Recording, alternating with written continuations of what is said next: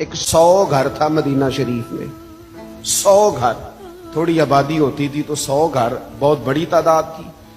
100 گھر کے اندر 2 وقت کھانا بھی جاتا تھا، کپڑوں کا خرچ بھی ملتا تھا ان غرباء کو، اور مدینہ میں محبوب کے شہر نور میں کون دے جاتا تھا پتہ کوئی نہیں۔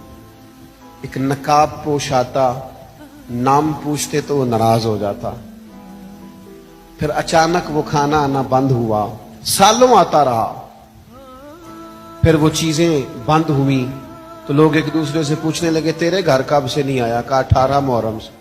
تیرے گھر کب سے نہیں آیا؟ 18 محرم سے۔ تیرے گھر کب سے نہیں آیا؟ 18 محرم سے۔ وہ جب ایک دوسرے کو تفصیلات بتانے لگے تو پھر غرباء نے مل کے کہا پتہ کرو 18 محرم کو مدینہ شہر سے کون رخصت ہوا ہے؟ تو پتہ چلا ہے مدینے والوں نے 18 محرم کو امام زین العابدین کا جنازہ پڑھا ہے۔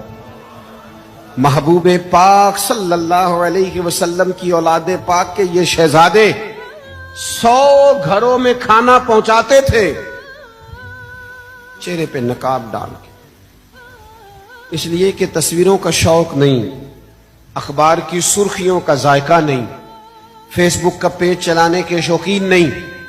یہ لوگ ان ساری چیزوں سے بے نیاز، رب کو راضی کرنا ہے، اللہ کی رضا کے لیے کام کرنا ہے، پیچھے پیچھے رہ کے، پیچھے ہٹ کے، بیک پہ رہ کے، تھوڑا سا دور ہو کے، کسی کو پتہ نہ چل جائے، کسی کو خبر نہ ہو جائے میرا اور میرے رب کا معاملہ۔